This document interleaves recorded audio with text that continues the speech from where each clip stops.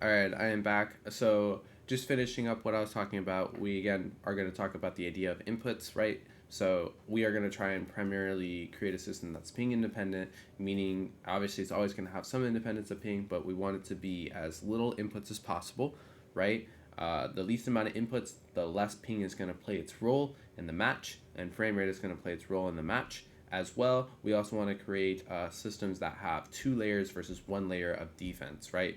And as I said before, you need at least two layers of defense in order to take no damage. If you have one layer of defense only, you are still always at risk of taking damage, even if it's a small little bit of damage. So we always want to remember that when we talk about all the stuff that I'm going to describe. Okay? All right, so that is a lot of philosophy about what we're going for here. So, starting with the most important was a dilemma, right? So, the first thing I'm probably going to cover here is going to be dilemmas, and then we'll talk about the finishing positions as well and how these kind of interplay together. Okay? All right, so starting off here, let me turn my audio down. It's pretty loud. I don't know about y'all. All right, get out of this box. So, what is a dilemma? A dilemma, yet again, is a situation where my opponent, rather than having a solution to a problem, so let's say I'm in a martial arts engagement, right, and my goal is to hit the other person without being hit, right? If all I do is throw strikes, my opponent has an easy solution to that: get out of the way. Right, very simple. I throw a strike, they get out of the way. They throw a strike, I get out of the way. I throw a strike, he gets out of the way, and repeat. Right? Um, that's just basics, right? I've created what would be a problem, right? That's not a dilemma. A dilemma is a problem that, rather than having a solution, only yields two bad outcomes. Whereas my opponent chooses one of those two bad outcomes, they leave themselves more susceptible to the consequences of the other outcome. You will only find control if you are able to create dilemmas. This is the most foundational thing of not only the arts, martial arts, but also in how you win in two-player games, right? Think about Connect 4, for example, right? If I create a situation where I have three pieces going up and three pieces going to the right on different columns in different rows, then my opponent can't win, because if they block one of the columns, they leave themselves from me being able to place a piece in another column, right? In martial arts, one of the most fundamental dilemmas is the space dilemma. This is a situation where, rather than throwing strikes and letting my opponent gain space, I throw a strike with the intent of making them back up. I then keep throwing strikes with the intent of making them back up until they have no more room to back up. Once they have no more room to back up, then they will either feel the pressure of defense or whatever, the ring or the corner, pressing them against that, and they will lash out and try and attack, or they will surrender themselves to being pushed in the corner, and unless they have the defense of a Floyd Mayweather, are going to take tons of shots because they don't have any place to go anymore, because their space is limited, because I've caused them to be in a situation where they didn't have the same ability to move as before. So rather than either trying to make them back up or trying to hit them, I'm using both in conjunction with each other to create a situation where I always have an advantage. This is the real idea behind a dilemma, right? At all given points in time, you're trying to create a situation where your opponent is stuck between two bad outcomes, and they can only choose one of the two bad outcomes till eventually they are left with no optimal ways to get away, and they either are forced to make a very bad tactical decision out of being put in a very bad position, or they accept the consequences and take a lot of damage. And obviously, I think the most important dilemma to talk about, the one that's going to get the ball rolling, the most important one in this game, is the piece control dilemma. The piece control dilemma is as your opponent goes to avoid damage from you as the attacking player or the defensive player, you look as the player to create situations where you control the majority of pieces surrounding your opponent. The more pieces you control around your opponent, the less ability they have to build. Very similar to the space dilemma. A great fighter is great in open space, but as they start to get pushed more and more in the corner, the ability they have to do all the skills that they have, all their techniques, diminishes more and more and more until eventually they run out of options to defend. Right?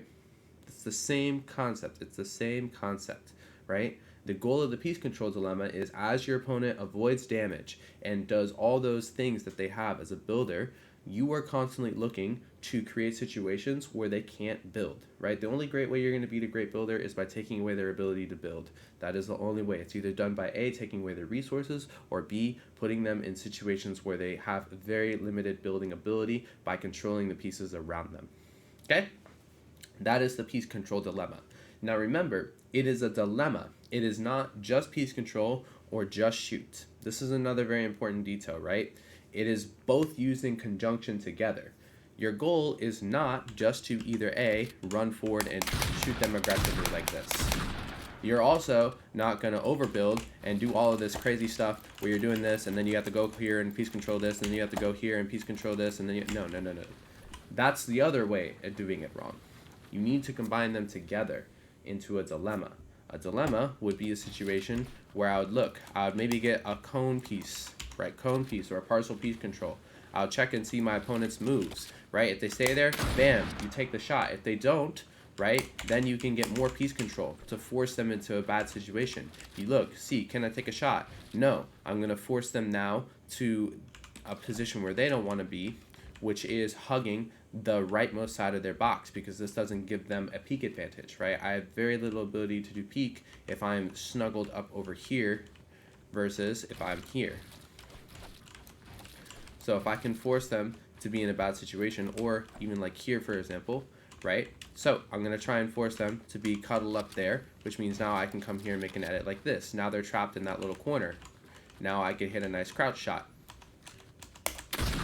Things like this are a dilemma, where as my opponent went to avoid a potential shot from me, I used my piece control to put them in a least as advantageous position until finally we get to what we would call the finishing position. A finishing position is where your opponent's options are so limited that in 99.9% of scenarios, not only should you eliminate them, but you should literally not take any damage in the process of the elimination. One of those finishing positions is going to be the crisscross. The crisscross, sorry, I don't know why that popped up. The crisscross is this. In this situation, your opponent can't hug this right side really well at all, and they're literally stuck right here in the center, where literally it doesn't matter where they stand, because if they try and run over here, they can't, because this blocks them, right? They really can't hug this left side as well, because they're going to get absolutely popped as they try to, and they're going to be trying to hug this corner, and you can get a very easy crouch peek. The goal of piece control is to get damage, and as you are unable to get damage because the person's defense is good, you slowly try and work them into a finishing position. Now, you're not always going to have to put them into that position all the way. Sometimes you may cone piece them like this, right? And you may just come out, take a shot, bam, and they're dead. That's just fine, right? Remember, it's a dilemma. It's not only piece control, and it's not only shooting them, right? It's using both in conjunction, where as they avoid the shots, or maybe I didn't eliminate them this time. Maybe they took like a 60% damage, right? Now I come here and start with my very classic finishes, right? I notice that I have a partial piece, so I'm going to come here and try and get a full piece. I'm going to look, do I have an option? No, he's hugging this right side trying to create, or depending on the edit, he may not be hugging that, he may be hugging the opposite side, right? So now I need to start going into a crisscross finish, right? Or maybe I added the cone like this to make him fall down into that space.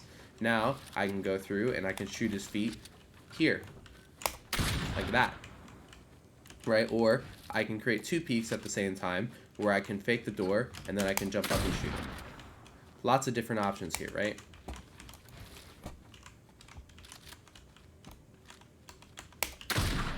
But that's the idea. The idea is that over time, you are working your opponent into a situation where their options become so severely limited that throughout the course of the time they're trying to do stuff, they get put in a position where literally they have almost zero offensive actions that they can take against you, and you are able to eliminate them. So that is the idea of a finishing position, right? The goal of piece control is to do damage or guide them into one of the finishing positions, right? So that is the whole outline of that initial idea, right? It comes from first that idea of a dilemma. A dilemma is a situation where I'm creating two bad outcomes, and of those two bad outcomes, my goal is to guide them into a finishing position. Okay? All right. Well, with that being said, let's go ahead and start looking at what I would consider to be the various finishing positions in this game. All right. So let's look here. So let me talk a little bit more about piece control before I do that. I think something that's been mistaken for far too long is the idea that piece control is just this generic topic. I think it's funny because in martial arts they have the same problem. There's a technique called a leg lock, and when you would leg lock somebody, there was this thing called control of the knee in leg locking. It's called an ashigurami, right? And for many, many years, jiu-jitsu athletes didn't distinguish between types of ashiguramis. They would just throw on an ashigurami and call it ashigurami, right? And then there was this very famous jiu-jitsu coach named John Danaher, which was like, well, why don't we distinguish between the ashiguramis and not just call it ashi, right? So in this case, I'm going to use the same kind of philosophy here. We oftentimes just say piece control without really distinguishing what piece control really is, or the goal of piece control. I've already defined what piece control is. It's a simple dilemma, right? But now let's look at the guides or the types of piece control and the ultimate goal or the finishing positions as well of those piece controls. So the first kind of piece control that we're going to distinguish is a simple, what I would like to call a cone piece control. A cone piece control is a simple example where you control the top and bottom cone of a player. This is extremely devastating to this player. Their options now have shrunk dramatically. If my opponent tries to go up, they can't. Obviously, there's a cone blocking them as well. They can't place any ramps or cones of their own. Remember, those are the two most important pieces of building, are ramps and cones, right? With cone obviously having the highest priority and then ramp obviously having the second. So my opponent now has really no ability to go up. If they want to go up, they have to leave the cone and place something else out, right? To go up. They can't side jump up there. There's no real way for them to go up. And there's no real way for them to protect themselves here without placing walls, right? So this is our first piece control. They've taken away the most important direction in the game, which is up, and we've forced them now to be able only to go out and walk around, right? They've been forced into that, where they have less movement and less building options. After a cone piece control, the second type of piece control is what I would call a partial piece control. Partial piece control is any given time where you have cone piece control and at least one wall, right? This creates a situation where now I'm limiting my opponent's ability to run out of the box or build walls of their own, because if I'm in this and I'm the opponent, I would have the ability here to distinguish between me and the opponent. I'll build my opponent's structures out of brick, right? If I was the opponent, I could still build walls here, but I'd no longer have the ability to build this wall, right? And as time goes on, if I'm the attacking player here, I want to create as much partial piece control as I can, but look for those damage opportunities when they appear. The most common type of partial piece control is going to be a half box, right? This is probably the most famous. We should all be familiar with this. This is a situation where you have cone piece control and at least two walls surrounding a player like this, where now they literally have to run in this forwards direction. It's pretty important to do this, because now if I'm here, I know they only have here. Now if I'm here and I know they only have one direction to go, I can simply come out here and get my last piece control here. And now they're completely trapped, right? Which leads us to our final version of piece control, which is the full box. The full box is where most of our finishing positions are going to come from. The full box is obviously a situation where your opponent literally has no way of escaping. They own none of these pieces, which means they have zero ability to build.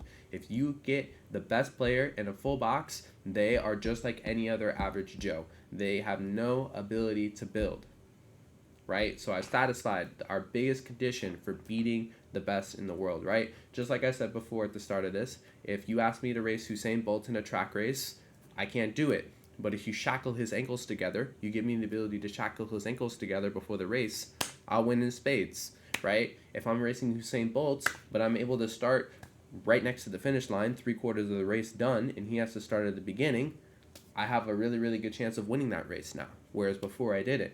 The exact same situation is true. We want to create situations where we completely take away the ability for our opponent to build, right? This is the foundation of this entire system. Okay? All of our finishing positions, for the most part, will come out of what I like to call a full box in this. So, there's two situations that will generally happen when an opponent is caught in a full box. The first situation is they will be above the cone, like so. Now, if I'm in a full box, one of the big things that we all have to keep in mind as players is this guy is going to want right side peak advantage at all time. We all know, and should probably know, that all Fortnite players are right side peak oriented, meaning that they have a lot better field of view when peeking over their right side versus peeking over their left side. So as a player in a piece control situation on the defense, meaning I'm on the bad side of piece control, right, I am always going to prioritize trying to get into the right corner or into the left corner here, especially this section right here, because this makes it so that you have the most awkward shot on me.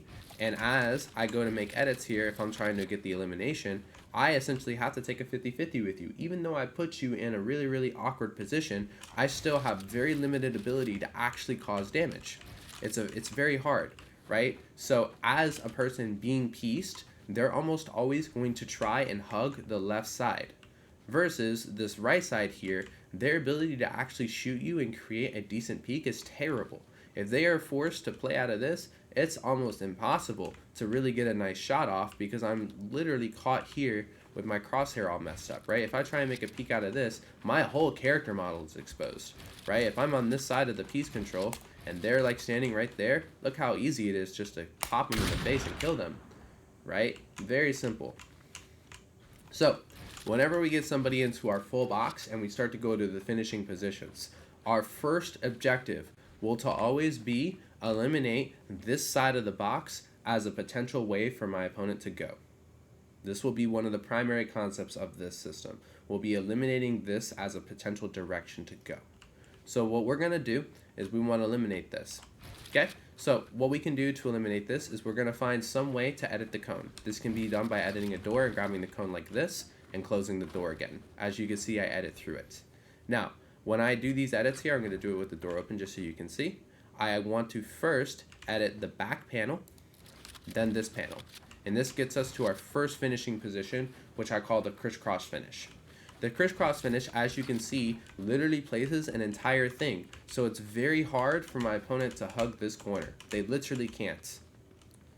Do we see this? They literally can't. As much as they try and hug this, they can't, right? So if I make a center window edit, you'll notice they literally can no longer hug that corner, which gives me immense peeking potential to eliminate them, right? Versus out of just a normal full box situation, they have an easy ability to hug this corner and hug this whole side. But as I create the crisscross finish by editing a door, grabbing the cone and closing the door, right? I can edit again, backside first, open it up, front side second, and now I should have literally this entire angle to shoot them, right? They're literally forced into this angle. Their best angle would be here, and as you can literally see, I can shoot their feet. Even if they hug this, I still have a great peek here. And I've exposed almost none of my character model while doing this. So, this is our first finishing position. We'll call this the crisscross finishing position. Okay? This is the ultimate goal. If you get somebody in this position, my goal is to instill so much confidence in you that it does not matter what they do. They're done. They're done. They can't go up. They can't go out. There's no solution. They can try and spray this wall. Even if they tried to hug this and spray this, they would fail. If they try and hug this, they're definitely done. They have a no peak advantage here. If they try and spray out here, there's no way. Right? Maybe their best bet is to try and grab this cone and make it a ramp. That's probably their best bet, but as they're doing that and as they're spraying that, you should easily be able to kill them. Okay, so once more time. Again, I'm here. I'm going to place this like so. I'm going to grab the cone, make an edit, grab the cone, close the door, make another edit. Bam. Now I reopen the door and I have a great shot on them either here, or if they faded to this back corner, I can make an edit like so and get them if I want to kill them here. Or if they faded here, I can simply make an edit here. Again, the edit I'm really not too worried about. Just make sure that you make an edit to where you're peeking over the right hand side of your builds. Always peek over the right hand side to minimize your character model exposure. Alright, so that's finishing position number 1. Let's check out. Finishing position number 2 would be a 3/4 finish. So another good example of when you would need to use a finishing position is when they actually end up inside the cone here. As I said before, the cone is one of the most versatile pieces because it's one of the pieces that gives you one layer of protection, right? So when you actually cone somebody, sometimes it can actually be kind of hard to eliminate them because they literally have this cone sitting on their head, right? So, you know, you can try and come in here, but a lot of times when you try and make an edit on somebody and they're in the cone, you actually jump right into a 50-50, right? So we're actually going to go back to the crisscross finish. Let's talk about what happens when they're in the cone. When they're in the cone, we want to edit the back side first, front side second. I'm going to say that again. Okay, I piece control somebody, they're in the cone. I make a simple edit to open up here, back side first, front side second. Bam. This gets them back into that crisscross finish. Do we see that? Back side first, front side second, right? And if you really are smart, always try and edit it so that way they can't hug this corner here, right? So they can't hug this corner, and then this is where you do like a center window edit, for example, right? Or come here and do 4, right? Or you can do door here in the center, right? But backside first, front side second, okay? That way they can't shoot you. Another great option here would simply be to make a door edit and edit the cone like so. This is another fantastic finish, and this is our second finishing position, which is the 3/4 finish. In this situation, you actually don't even need as much piece control. You can actually do this from partial piece control, which is one of the good advantages. And again, one of the great things about a cone is inhibiting player movement. As you place a cone, there's going to be 2 scenarios. Either A, they're going to get phased under the cone, like this, or B, they'll get phased on above the cone like this, right? If they get pushed underneath here, let's just say I randomly place a cone here, and they get pushed underneath the cone, believe it or not, all I have to do is edit this, come out here, place that wall there, and they're into a 3/4 finish, right? In this situation, their ability to kill you is so minimized, it is so hard for them to kill you, right? If I was in this door here, there's no way, even if I hug this side here, there is no way, I don't even think I can shoot the person's feet, right? If I'm here and they decide to hug that side there, there's no way. There's quite literally no way that I am going to lose that shotgun fight. It's practically impossible to kill the person, right? Just come here and shoot them, right? That's practically impossible.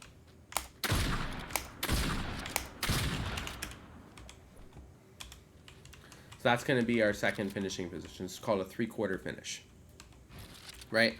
Now, another one that you can do is what happens if they're on the cone?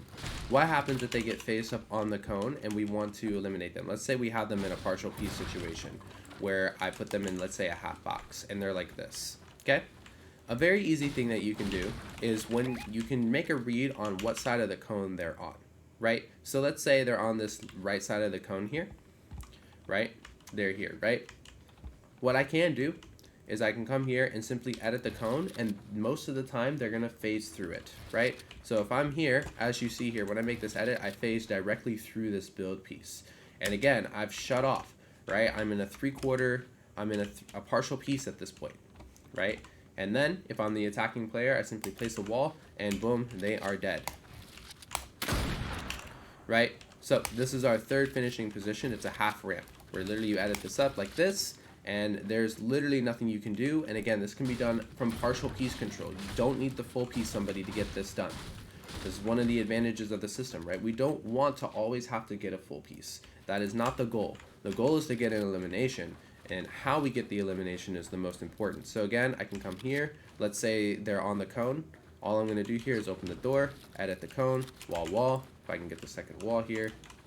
Right, maybe I don't get the second wall and I jump out here and full box them. Maybe I get the second wall through a window, right? And then I should have the elimination here. Just make sure you don't expose yourself too much when getting this wall, okay? It might even just be better to get this wall and take the shot here, and as they go away, you can then go into this and get your full box. It's another good way you could do it if you can't get this wall here. Say I didn't get this wall. right? But as you can see, if I'm hugging this right side here, there is almost no way that they can damage me. So this is going to be our half ramp here. Very similar to a Mongol Classic. So that's another fantastic finishing position.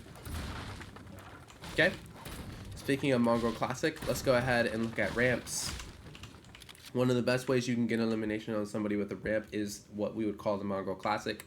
The Mongol Classic was a situation where you would edit the ramp like so, and you would flip the ramp backwards like this. The problem is that this creates you a 50-50 opportunity with your opponent, so this has kind of become more obsolete. So let's look at more modern version way of doing it, and it shouldn't be too hard here. All you're going to do is simply place a wall. You can make any kind of edit you would like, either a top 3 edit, a center window edit, which is the most common, or a side window edit. You're going to place, I'll go center window for this. You're going to crouch here behind the right hand peak, and you're going to place a ramp just like so. Then you are going to edit this side of the ramp here. Anytime you can get a ramp on somebody, this is a great move to do, especially since it allows you to get partial piece control. And if they are on, again, we always want to minimize their ability here to shoot, right? But if they're on this side of the ramp here, they're pretty much toast. It's going to be very hard for them to get an elimination. Their best bet is to hug this, but that'll still be quite hard for them, and there's other options and follow-up options we can do out of that, right? But if they're in the center here, this is one of the easiest ways you can eliminate somebody for sure in the game. Mongol Classic still stands with me. If they hug this, I am a huge believer in kind of making a door edit and just shooting their feet. I think this is underrated right now. But again, I wouldn't say this is one of the best finishing positions because, again, you give them ability to hug the right side of the box here. And as we talked about before, this is always going to be their best place to be. It's going to be an ability to hug this. Okay, so Mongol Classic is good, but again, I think, again, that happens if you have a ramp. You would do that finishing position if you have a ramp in the box. I would do that one. Just be careful. One of the easiest things you can do is make a cone here. You can also experiment with different versions of the ramps here. So something like this, for example, will make it harder for them to come here, especially if there's a door. You can kind of open the door here and make it very hard for them to hug this, and this makes it very hard for them to jump and get out of the way. So this is another variation of it. But this door here can become very, very nice because you can essentially block them from hugging this side peak, and now they're pretty much stuck, right? Especially if you do this edit, right, where I open up the door and then I can do a jump like this, or I can crouch peek it if I'd like by simply editing the ramp back like this.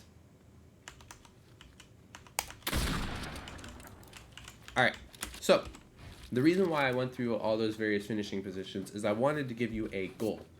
Right? That's where we're trying to take every elimination to. Remember, it's always a dilemma though. If you get the elimination before then, in a partial piece, let's say I get a situation where I run up, right, and I see somebody and they just happen to be here and I run here and I just do a very classic piece control situation where I can half box them and they're kind of standing there confused.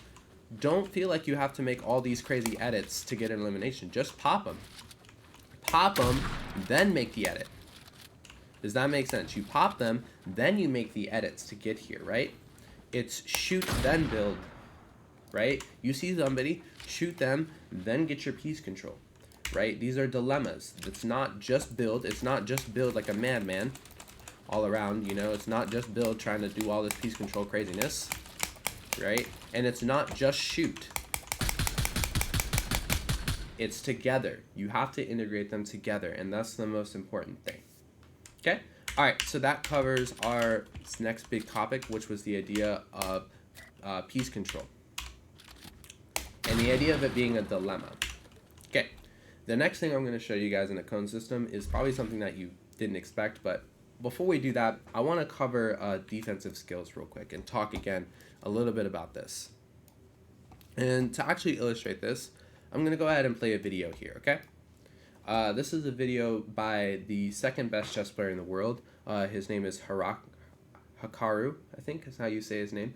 And he's going to tell a story about what it was like when he was playing Magnus Carlsen. Magnus Carlsen not only is considered to be the best current modern chess player, but is by the historical ratings, because they actually have ratings for chess players in chess. He's considered arguably the greatest of all time, because I do believe he has the highest rating. And Hikaru, as the second best player in the world, we're going to hear what it's like when he plays Magnus, and then we're going to talk about it, right? We're going to listen. But to give you some context on this, essentially the story that he's talking about now was he was in some party in Moscow, some chess party or whatnot, and he got invited to play Magnus, and he decided to go play Magnus in some chess. And he's going to talk about his experiences with playing against Magnus. And one of the things I want you to listen to is the idea of the end game. The end game is essentially a situation where most of the pieces are taken out, and here's a situation where you should theoretically win. Very similar to a finishing position that we just described, right? Let's listen to what he has to say here about facing Magnus in the end game. Well, he would defend what are technically drawn end games, but where I would have like an extra pawn. It would be like rook and bishop versus rook and knight. Say I have 4 pawns, he has 3 pawns. End games of this nature. Now, if you aren't super into chess, you might not understand what I'm referring to. If you are, you will. But there are end games where one side might have extra material, an extra pawn, say extra 2 pawns, but theoretically it's a draw. So Can you give an example of the set of pieces? We're talking about 5, 6, 7 pieces, like this kind of thing? Okay, like a very basic one would be rook and 4 pawns against rook and 3 pawns. So that would be 9 total pieces on the board, 4 pawns on one side, 3 pawns on the other side, but it's all on the same side of the board. Now this is a technical draw. It's been known for probably, let's just say, 70 years roughly, give or take, that this is a theoretical draw. No matter the position of the pawns, it's just all the pawns are on one side of the board. So like, but where they are. So it's like let's just say they're 4 pawns right here. Mm-hmm. They're just 4 pawns, and black has 3 pawns. So your pawns are on h6, g6, and f6, and there are no other pawns on the board. Something like this, and you both have rooks, and it's a draw. No matter what the next like 50 moves of the game are, we know that it's a drawn endgame, with perfect play. And so it was things like this where Magnus actually saved, I want to say like 5 or 6 of these. And I remember it quite well because I think the score was very, very close up until probably the last like 10 games of the match. And then at the end, he started winning in spades. But there were a lot of situations where he was up like 1 game or maybe 2 games in the match. And I had some end game like this, and I was not able to win the end game. And so for me, after that match, it wasn't even so much that I lost the match or the margin I lost by, but it was the fact that I realized how hard it was to beat him, even once you got the advantage. And I think for Magnus, he learned that my weakness was opening. How hard it was to beat him, even when he had the advantage. For him, psychologically, the hardest part about facing the best chess player in the world was how hard it was to beat him even when he had an advantage. Right here is a perfect illustration of what happens when you have a cast iron defense in your specific discipline. This is a perfect example. This is the best example I've ever brought up of it, and the only mutual connection Haraku has to martial arts is the fact that he's talking to Lex Freeman, who had Jad Donahar on the podcast, and he's a jiu-jitsu black belt himself. But he's also an MIT researcher, so I guess that's why I relate to him on a spiritual level, because I'm also a game developer. But did you hear it? Did you hear how unsure Haraku was? Even when he got Magnus in the worst case of scenarios, an endgame where he has an advantage, and he's like, man, I know I should win this, or I know this should be a draw. Somehow, Magnus would find a way to win. And that is one of the most important things about defensive skills. So, why defensive skills? Why have I made this its own topic of conversation? Why am I so passionate about this? Like, out of all the skills in Fortnite, like your gun skill, your ability to build, all these things, why am I placing such a heavy emphasis on defensive skills? And the answer is no, it's not so you can sit and camp in a box. It's very simple. I'm going to sit up for this. Something that you all should remember. If you have a cast iron defense where players feel like they do everything they can to eliminate you, lobby focus you, stream snipe you, everything they can think of to beat you, and even in the worst case of scenarios, you are still able to get out of those cases of scenarios, come back fighting, and beat them, the psychological confidence of your competition goes down. As well, you become less risk averse. You see, it's very, very, very well documented in psychology. All humans are naturally risk averse. What does this mean? This means that in a situation where you could gain $1,000 by spending $100, it is well shown that humans will not spend that $100 to gain $1,000. It is extremely, extremely well documented.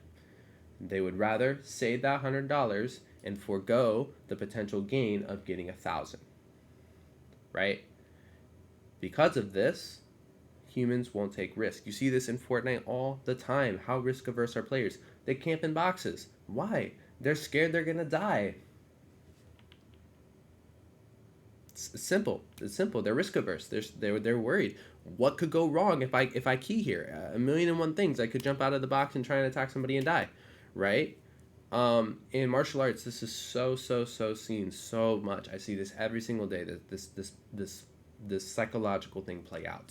What's the first thing that happens when a beginner goes into a sparring match? I'll tell you exactly what they do. They don't do anything. They stand there. Why? Because they're too scared to do anything. This is the first time they've ever fought somebody, and especially if they're fighting somebody who's really good, they're scared to death most of the time, right? Because they've never done this before. And here's this guy who's trained, who's come here for God knows how long, who seems to be really, really good, and now I have to attack him, right? They're scared, or they're nervous, right? There's no way. You would have to literally be inhuman not to feel nervous. You would have to be inhuman, or the environment is fake. One of the two, right? The same thing happens inside of these high-level tournaments. People are nervous. They're risk-averse. It has been shown without any, there's a lot of empirical evidence to support that if you have ridiculously good defensive skills in your discipline, you will no longer be averse to risk because you will now go on the attack. You now know, because I've made, as a coach, this is my goal, is to develop your defensive skills to such a high level that even when the best players in the world are 2v1ing you, they're sitting to themselves, saying to themselves, my God, I cannot hit this guy. And even in the worst case scenarios, your defensive skills are so good that you can always go back on the attack, get out of whatever bad situation you're in, recover, and kill them. When you develop a defense that is that strong, you will attack everybody at will. Because you know that in the worst case of scenarios, your defense will save you. In striking and in martial arts, this is arguably the most important skill set is your defensive skills. If I can't be pinned to the ground in a mixed martial arts match, and I have very good submission defense, and I'm very hard to hit, what do I have to worry about? If I'm very hard to hit in a boxing match and people are swinging for the fences and missing like they did to Muhammad Ali and Floyd Mayweather, right? When the best in the world go in there and they walk out thinking to themselves, my God, I can't touch the guy. Floyd has nothing to worry about. And that's why you see a lot of times Floyd Mayweather in the later rounds really starts to pick up and take people out because they just don't know what to do. They're gassed, they're tired, they're throwing everything they have at this guy and they can't hit him, right? Look at all the best martial arts athletes in the world. All of them had phenomenal defensive skills because when your defensive skills are elite, high level, and best in the world, right? Just like you heard Haraku, what did he say? Even when I had an advantage, I just couldn't get it done. I just couldn't do it, right? Even when I did everything right, I played the whole game perfectly. I did all the things correct. I did everything my coach told me to, even in those situations. Man, it felt like there was nothing I could do to actually beat the guy. When your defensive skills get to that level, you will attack everyone. And I also believe this is another statement I'm making. I think W keying is going to be the most important skill for any professional Fortnite player, especially any player that is trying to be good at battle royales in general. Because if you get down on the scorecards, if you have a bad first game, have a bad second game, what's going to save you is your ability to go out and get kills, get eliminations, and rack points up on the board. How are you going to do that? By having good defensive skills, because that's what's going to give you the confidence in those situations to key. Right? So that's why, believe it or not, and it's funny, a lot of people talk about this in martial arts too, in order to create an incredibly good, aggressive attacking fighter, you need them to have the utmost confidence in their defense. Otherwise, they'll never attack. It's that simple. So that is why I place such a high emphasis on defensive skills, right? I know this is a lot for one video, but I really, really think it's that important. I wouldn't be putting this all together if I didn't think this was super duper duper duper important, right? But here it is. This is one of the big philosophical points is defensive skills are always the most important to develop. Okay, so what are those skills? You're probably asking, like, well, okay, great, I agree with you. Cool, awesome. let's go ahead and take a look. The first defensive skill, I would say, is going to be your tarping. That is building in a way to protect yourself.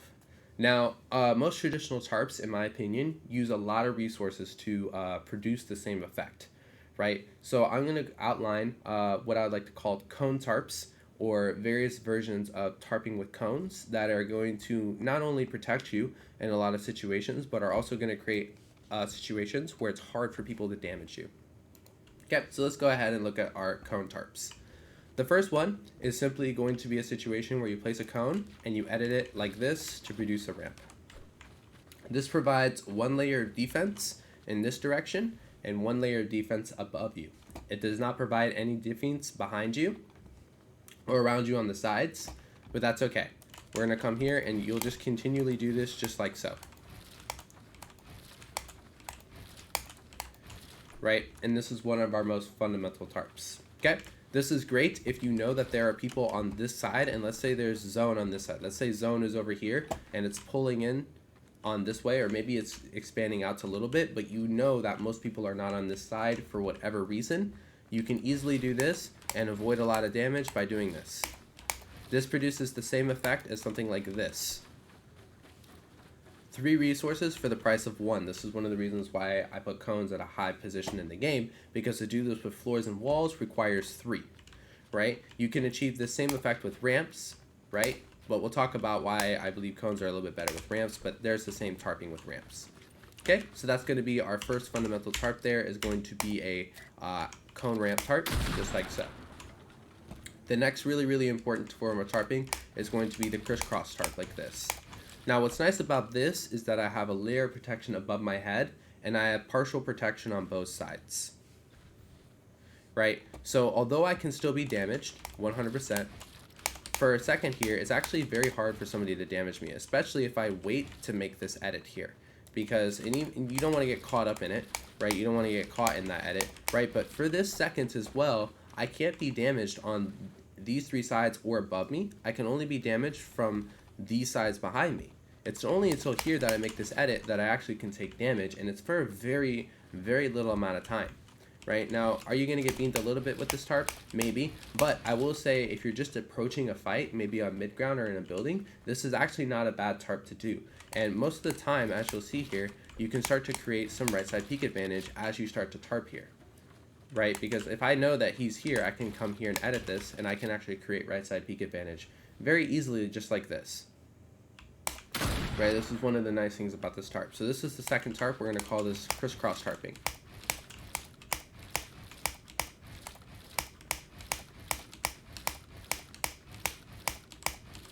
Looks like this. Okay. All right, so that's our second big form of tarping. All right. The next one here is going to be a quarter tarp. This could be a situation where you need to run away from an opponent. So let's say they're behind me, and let's say like I'm in a building. I'm just going to come here and edit the back corner just like so. And this creates an initial layer of defense directly behind me. Right? This is great. Again, if somebody's chasing you and you need to get out of dodge, this is a great way to do it. You can also do it with a ramp. If you edit here, have your cone out, and then you edit this back tile like this. So you edit ramp, and then you hit this again and edit like so. Right? This is one way you can do it. Right? I'm not all the way there mechanically to hit this, but it's definitely doable, as you can see there, and then you just rinse and repeat this. Oh, there we go. Right, so you can either do it like that, or you can run out. Now this one's a little bit more risky. You can run out and you can just edit this like that. Right, most of the time you may want to edit like this though. And as you can see, this creates that nice initial layer of defense, especially if they're behind me. The one disadvantage to this is that you can't really see around you as you're tarping. Right, so rather than this one where I can kind of look around a little bit and see what's going on as I'm doing the tarps, this one I really have to stay focused. And it requires 2 inputs to do it, right? Remember, we really care about the amount of inputs. We care about the amount of inputs. Every input does matter in this game, okay? So it does require 2 inputs to do it, which does make it a little bit more input dependent, which means that it may struggle a little bit more on higher servers. However, it is just a double edit, so it shouldn't be too bad. But this is what the tarp looks like in full, if you can get it down. Just make sure your mechanics are a little bit better than mine, as you can see. Not the most mechanically gifted player, but that's okay. Okay, so we're gonna call that quarter tarping. So that is called quarter tarping. So we had the cone ramp tarp, we had quarter tarps, we had crisscross tarps, right? The next one is going to be a ramp tarp, but reinforced. So a reinforced ramp tarp is going to look like this. I'm going to come here, I'm going to edit these two here, and I'm going to place 2 walls behind me, like that. This is really, really effective because practically, if I really wanted to, I've achieved the exact same as a full box here, right? So this tarp here, which takes 1, 2, 3, 4, 5 materials, I've achieved with 3. Right, except for this front wall, I've essentially achieved this with 3, and honestly, for this tarp here, you really don't need the 3 walls, right? But essentially, I've really achieved that exact same effect here with 3. Now, you can just single reinforce it on this side, or you can place this and wrap it around, like that, right? And again, this is a great one for somebody who's chasing you, who's hounding you down, right? You can also do this, edit this back down, like that, excuse me, just one here. This one definitely takes some practice. And then you can swing this around as well. It's another version of it, and that creates 2 layers of protection behind you. So if you're really getting keyed by, let's say, 2 people, you can come here, edit this, down, back around. So bam, bam, if I can get it, bam, bam, back around, edit. Bam, bam. You don't want to place this wall here. You want to place it there, so bam. So edit, come here, edit this, and then back around. Maybe that's how you would do it mechanically. You kind of do a little 360 there, I guess. I don't know. The way you would do this is definitely up to you guys to figure out, but it would look something like this, where I'd edit this, come here, edit this, and then swing it back around in some way. Now that could be done, edit here, edit this back down, and swing it back like that, right? I'm not sure how it's done, but I would say that's definitely a tarp that we should learn. But I would call this a reinforced cone ramp tarp, where you're either reinforcing on that side like that,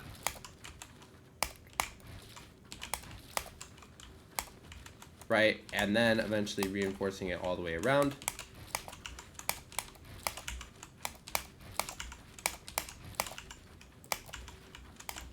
And then if you really need to reinforce a lot, you could then swing back, grab this cone, and edit that back tile down, if you can pull it off. But I think that last one is going to be kind of tricky, and we have to see if it actually works practically. But as you can see here, this tarp right here provides 1 layer of protection. So it's essentially literally getting the exact same effect as this tarp here for half the cost, just about. This is 1, 2, 3, 4, 5 builds. This is 3. So you're practically getting the exact same effect with half the cost. Okay, so those are the basic tarps that I think are really, really important, but they're also very unutilized. Not a lot of players really utilize this kind of tarping, but as you can see, it's very material efficient. I'm literally using maybe 1 resource all the way up to like 3 resources to achieve a lot of really good effects. And a lot of the time, you can create a lot of good right side peak advantages and piece control opportunities out of these, right? So these are definitely something that I think people need to explore more and use more, are these tarps here. I think they're very underrated. Okay? All right. So those are the basics of tarping. All right, next now look at what I would call the primacy of cones, which I kind of discussed before, but let's look at more detail on why I'd say there's a primacy of cones. Okay, so the first reason is that the cone places farther than any other building piece in the game. So if I try to place a ramp here, in most cases, I wouldn't be able to do it. As you can see, I can't place a ramp above here, but I can place a cone here. This is what the primacy of cones is. Like I can't place a ramp next to this cone, but I can place a cone here. Right? Does everybody see this? This is one of the big reasons why I would consider there to be a primacy of cones. Can't place a ramp, but I can place a cone. Secondly, the most important building structure in all of Fortnite is undoubtedly going to be the 1x1 box. The 1x1 box is a situation where I have a cone, 4 walls around me, floor cone above me. If I do this, notice that on all 4 sides here, I have 1 layer of protection, but I can edit and do a single edit on any 4 of these walls here. As well, to get out of the box is a double edit. Like that. So on all four sides, I can edit all four walls equally, right? I can edit any of the four walls here equally, like this, right? As well, I can also go down. There's many things I can do here, but I can edit all four sides equally, and there's only one edit I have to perform to move out of the box. So to go back into the tarping that we were doing, right, I'll just do one edit, and now I can tarp away, and any of the various things that we saw before. Right, and at all given point in times, I can immediately rebox, assuming I don't waste mats like that. Right, and now I'm back into my box. Let's contrast this with a ramp. If I'm on a ramp in a box, I first off can't edit that wall. To edit this wall, I need to make two edits. I'd have to edit once, and now I can edit this. Right, so on the second edit, I can edit this wall. Okay? As well, with a ramp, at least one of my walls or two of my walls are compromised. I can no longer really move out the back left side of this box here. If I want to move out here, I need to edit the ramp, which means that I have to perform two inputs to move out this side. So I really only have access to this edit, I can jump out, or I can run back. I also have the ability to do that, right? But with a ramp in my box, I'm much more movement. The movement with the ramp is much harder. No matter how you slice it, no matter how you edit this ramp, you have compromised your ability to move throughout the cones, right? If I wanted to go out that right side there, in that right corner here, I'd have to reset this and come through here, right? Let's say the ramp's like this. You know, I've compromised movement on this side, right? No matter how you configure this ramp, you are going to block yourself in some way, shape, or form. I can't go out that wall. I now only have bottom left edits down here and here. And I no longer have the ability to really move back like I need to, right? I can edit out here, but that's about it. So that's one of the big deals here, right? The one thing the ramp has good for it, and why I think there's a ramp system, is the fact that if there's ever a situation to where my cone gets broken and the person is in my box spraying me, placing a ramp creates an immediate layer of protection. So this is one of the great benefits of the ramp, right, is I can create an initial layer of protection, and then I can do things like this, create an exploit, and shoot them.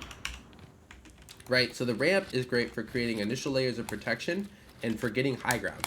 See, in order for me to get high ground with a cone, I either have to jump and go up, which means that I only have like maybe one thing holding this. If this breaks, this goes away, or I have to edit the cone in some way, which means that for every retake, I have an extra layer of input, which will slow down my retakes eventually over time, right? If you have to have an extra layer of inputs to do your retakes, eventually ping will catch up to you, right? But ramps, on the other hand, I can create a reinforced wall here, and I can actually do it with no editing required, right? So this is one of the things that makes ramps very dynamic for retaking, right? Obviously, I think there's play between both of these systems put together, but ramps are generally good for getting height, which is why we always ramp up, right? This is why ramp ups have been a thing, because ramps are the easiest way to get height kind of quickly, and then you can integrate the two systems together.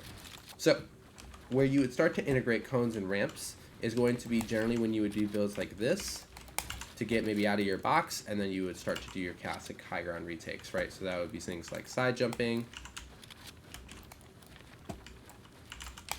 right? Ramp tunneling, whether it's a half ramp tunnel or a full ramp tunnel,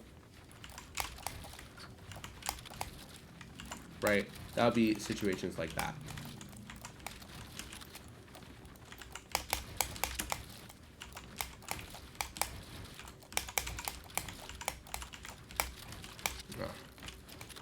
And that's where I die, right? Your cone high walls.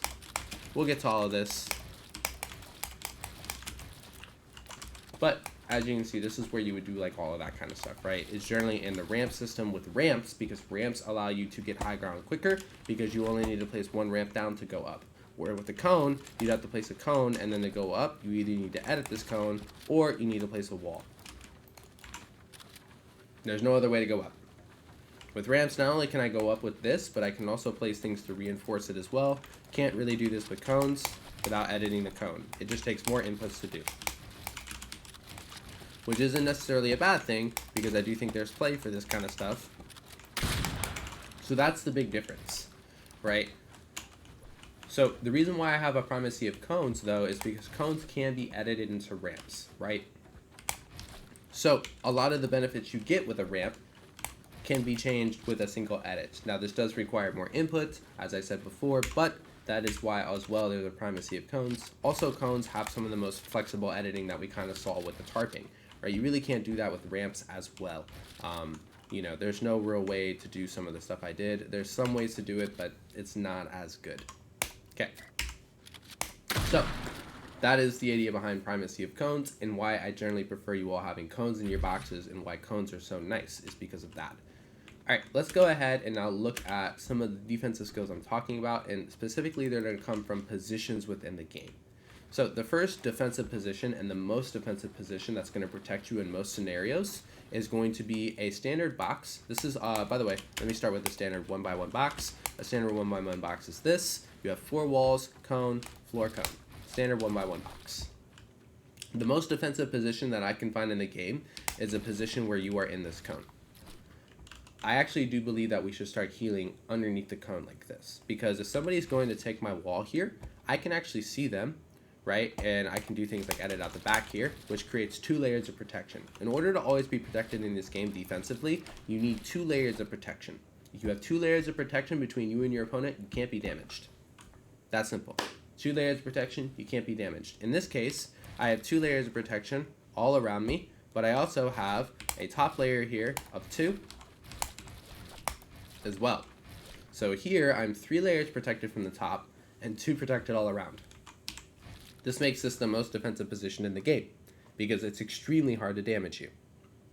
So I'm going to call this the closed guard. You can call this whatever you want, but this will be our closed position. So you're completely closed, right? Nobody can attack you, and for the most part, you really can't attack anybody without making an edit. This would be primarily used for healing. Okay? From this position, we also have a quarter. So this is quarter. Quarter is when you have a quarter of this cone flipped up. Now, what makes this nice is that I can actually place the ramp and stuff above my head. So all of this kind of stuff here, I can actually place this stuff like this, right?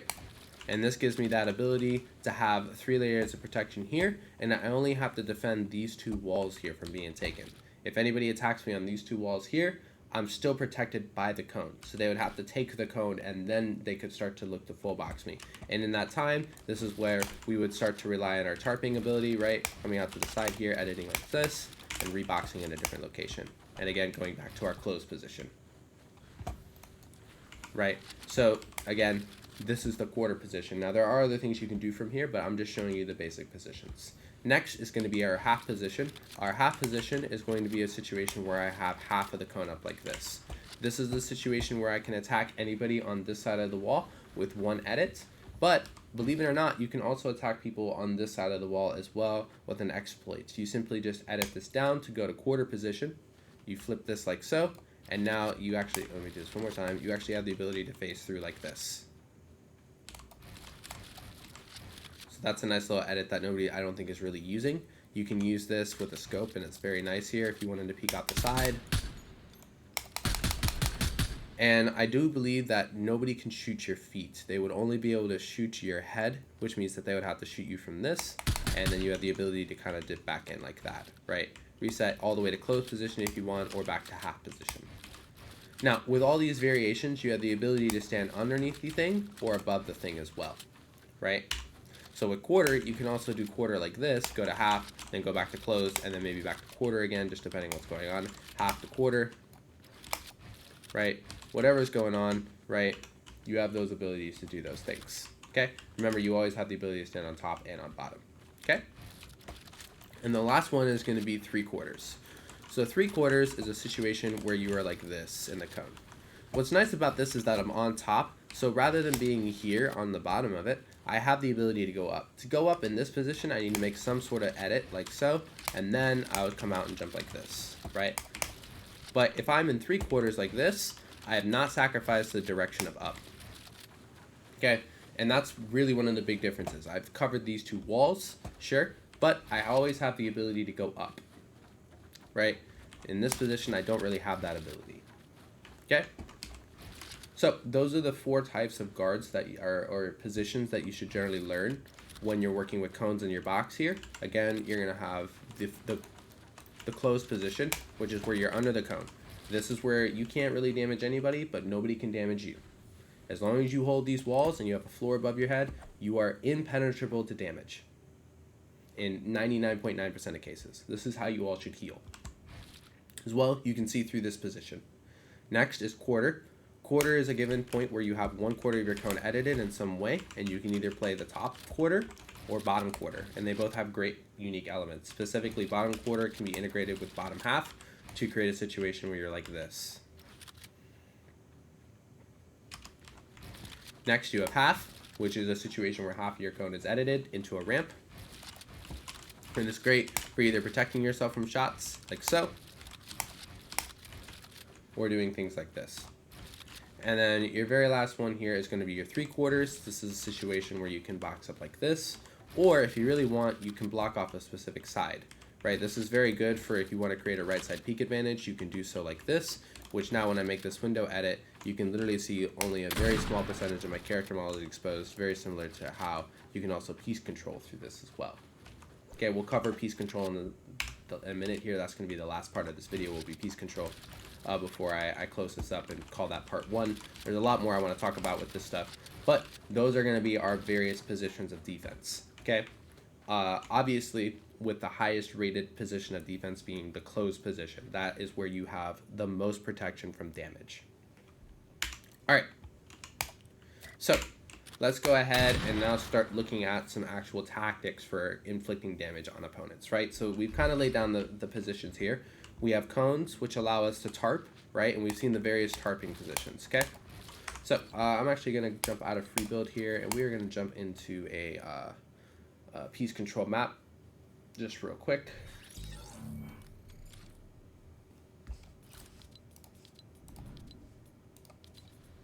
Also, Dakota skipped school, I guess.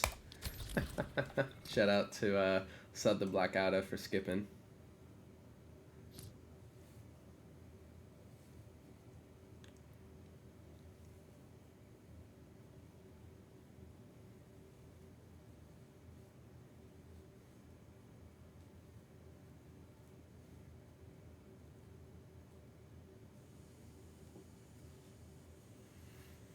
Alright, so very last thing here on our first step here of everything I'm going to talk about.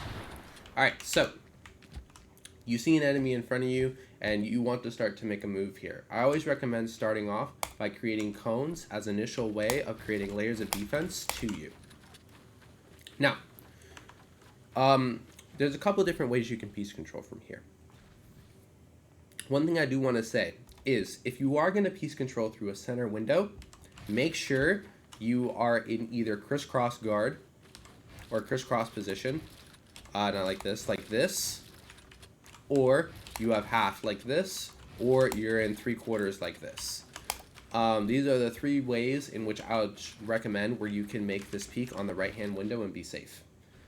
If you don't do this, the entire window is exposed. But if I edit the ramp up like this, notice on his side here, his thing here, half of it is blocked. You see this? Half of it is blocked in my favor. So if he's hugging all the way over here, he actually can no longer shoot me, whereas if this isn't here, he actually has full range to shoot me just fine. So I recommend making one of those 3 edits here in order to block off at least half of the thing. Excuse me, like this, or like that, or yes, like this. Right? Then from here, we can go ahead and create our initial cone piece. Our cone piece is going to be placing like so. Now, whenever you're piece controlling, oftentimes you're going to have a situation where you run up and you have your weapon out. Okay? I'm a strong believer. Watch how I do this with my mouse. I want to click the mouse here. I want to click the mouse and hold it down. Very similar on controller. I'm going to click the fire button, but hold the fire button down. I'm not going to lift up the fire button. I'm going to click the fire button and hold it down, then click my build button. right? This is also how you pre-fire. Pre-fire is where somebody's trying to break into your a house like this, and you let them break like 1, 2. As this wall breaks, let's just say this was going to break, I fire, hold the button, and build. That way I don't double click. This is a slower pre-fire action if you double click it. You want to fire, hold the button, build. Okay, very important detail there. Okay, so as you're doing these drills, if you just have your weapon out and you see somebody, you should shoot and then place your cone piece. You see how I didn't let it go? Now I'm on the attack here, right? Now I come here and I create an initial cone piece. I look for my opponent's reaction. If he reacts in a way where I feel like I can hit him, great, bang, boom, dead. If, for whatever reason, right, I'm unable to get a good shot on him, for whatever reason, right, I go for cone piece, I look for the shot, it's not there, right, for whatever reason, I go partial piece, boom, and I look for my opponent's reaction. If there's still no reaction and he's doing a great job controlling me, right, then again, and I can always take a shot and go for these edits, right? I'm going to take a shot, maybe I find it, maybe I don't, maybe that happens. I hold my build piece, and then I can either try and get this corner wall, or I can start to try and go into the crisscross finish. Maybe I edit this back one down, I finish the piece control, right? And then I go into maybe like 3/4 finish, like this, right? Remember, we're always going for those finishing positions. Once he's in a finishing position, his options here are so limited. Look at this. Again, I'm going to illustrate this. Look about this if I was in this box. Again, remember, we always want to push them to the left-hand side of the box. We want them over in this area because this gives them the least amount of right-hand peek as possible.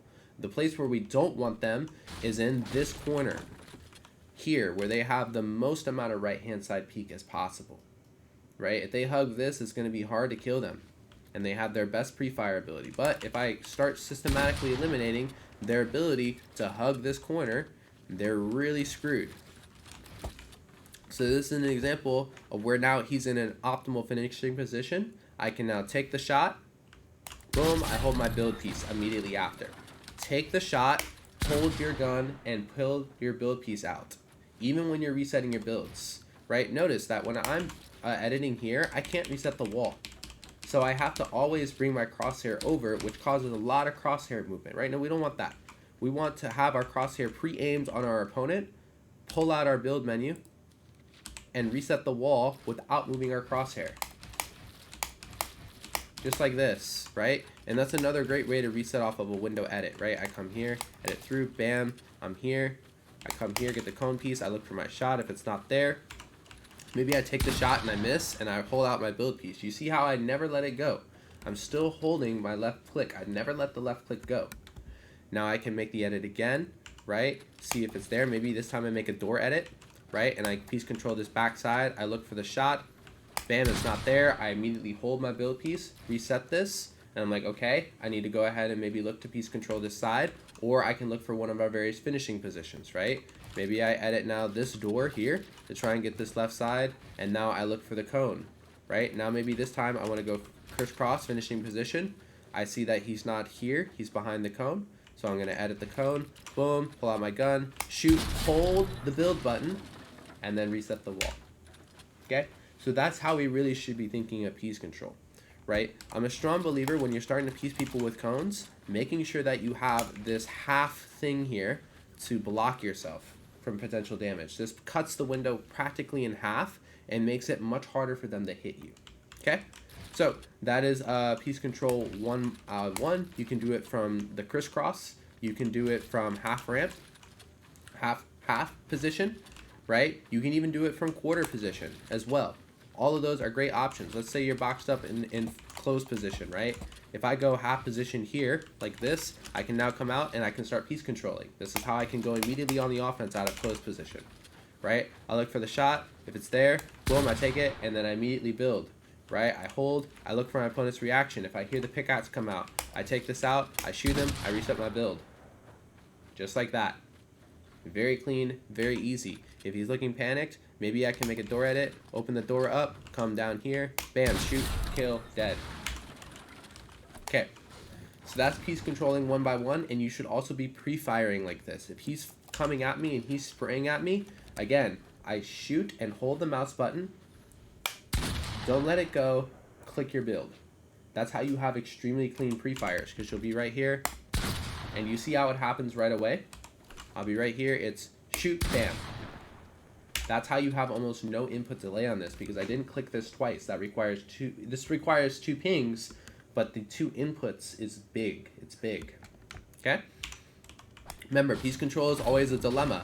You look first after cone piecing, what's his reaction? Don't sit here and feel like you have to go bam, bam, bam, bam, come out to the side, bam, come here, boom, oh, now I come here and I control this, now I come in here, now I have to get this finishing position, and I never take a shot on my opponent until he's like this, and then I'm like this, and like this. No, that's the wrong idea. That's the exact same approach as somebody who just walks forward and shoots the whole time.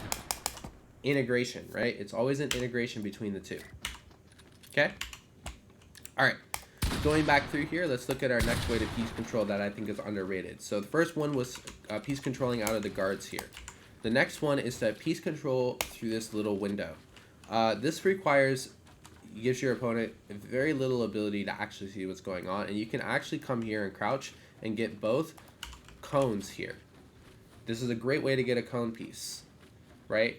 And it's also a great way to break the opponent's builds if they have a cone here. So if you know that they're on the other side of this and you have 1 layer of protection, you can easily come in here and start shooting this cone. If I can get this correct here. I know you can do it. Hold on, sorry. Right about there. No, hold on. I know you can break this. Okay, maybe if you are unable to break, I know you can, so that'll take some time for y'all to figure out. I do have to wrap this up, but another one is a door here. This is definitely more consistent. You can start doing this, and then you can get that cone here. And as you can see, you're extremely well protected, and you can piece control from there too. So this is an underrated way to piece control somebody. I would do this if you're really worried about your abilities player to pre-fire. The disadvantage to this is that you really can't see what your opponent's doing. You can kind of see them, but it's kind of hard. But you can piece control through this little door edit here. This is another great one. I recommend out of this, after you make the door edit, making a top 3 edit like this, and now they have to defend on 2 fronts, right? They're either exposed to this, or they're exposed to this peak here, right? So very bad situation for them, and you can always get the piece control on that side as long as you don't jump through like I did. But this is another great way to attack somebody, again, because they have to defend on 2 fronts. And the little door edit there makes it so that, or this crisscross edit, makes it so that they can jump into the box. So they're unable to jump into the box here, and I have 2 angles of attack. I can always reset this, hold the wall, come here, and make a center window edit as well.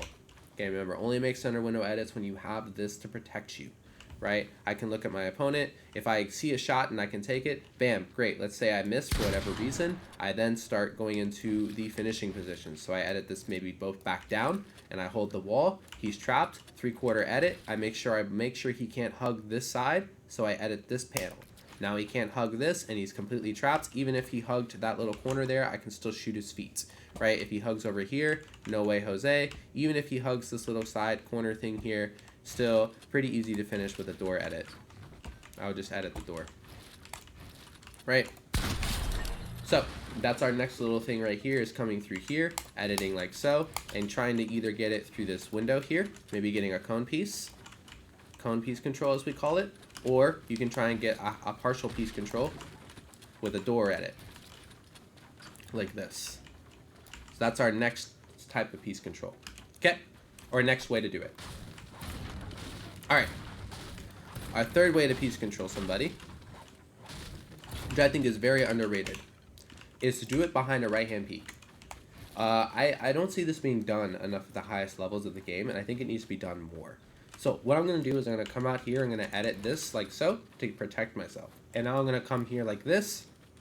And now if I want to, for extra protection, I can come here, place cone above and below, and then edit this like this, or with a quarter, and go into quarter position.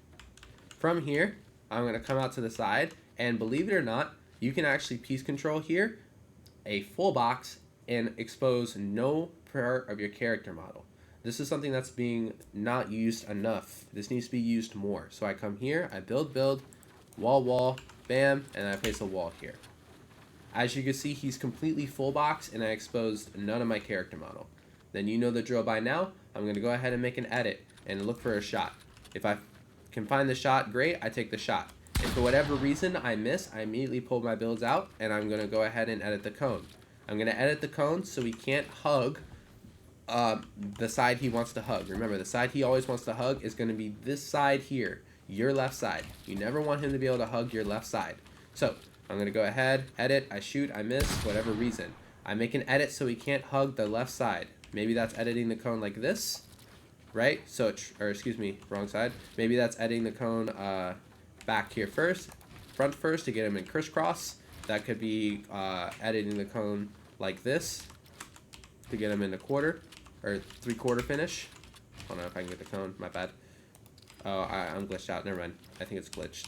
It's glitched. Oh, it's glitched. It's not allowing me to edit this. But get him in the 3/4 or whatever. I just don't want him hugging this side of the box. However you do it, you get that, you take the shot, you reset the wall. Okay, but that's the third one, is not a lot of people are piece controlling behind a right-hand peak, and I think this is really underestimated, right? Because you can literally get a full box and expose none of your character model. So definitely something that I think more people should be practicing. Okay. So there's a good little 3 tips there. As well, let's talk a little bit about how to peek somebody. The last thing here, I'm going to show one more way to piece control after this too. I'm a strong believer that the most optimal peaks, obviously you have the center window here with a half edit. This is good, but generally if you're going to make a single edit, the best single edit you can make is generally going to be this. This is because this creates an entire right hand peek for you, and it's very hard for your opponent to hit you, right? So this is one of the best edits you can make. Obviously you can jump and you can take a shot here, or you can do crouch peeking like so. And it's very hard for your opponent to hit. So that's one of the best edits you can make to get a strong shot. Something that I really think is experimental, but will come with time, is making a top 3 edit here and editing the door here. I think this is very dynamic. First off, if here controlled in any way, piece control wise, let's say they have a half box, right? Again, their best ability is gonna hug this, but when you open the door, they actually can't hug this corner anymore. It's very hard for them to hug this corner. Right, so typically they're going to start to gnift over here, which is exactly what we want.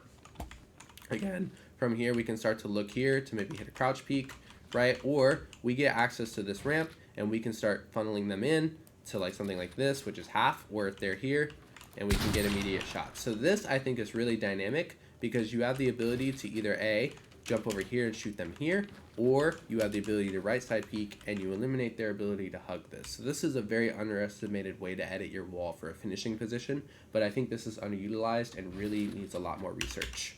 Okay, all right, moving on here, we're gonna cover our last way to piece control, and then I'm gonna call it enough for the beginning of this video.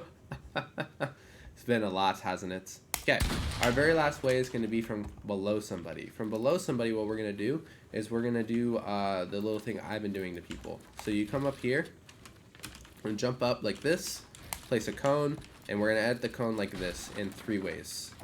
Like this, my mistake. Now, I'm going to place floor and cone, and you can do the A music band peak from here in any way. So now I can edit this and get the music man peak, I can edit this and get the music man peak, or get this. Then I simply come here, hug my head against the floor here, make sure my head is in it, reset the cone, and then I have nice ability to piece control from here, right? So I can get a cone piece that we've seen before, right?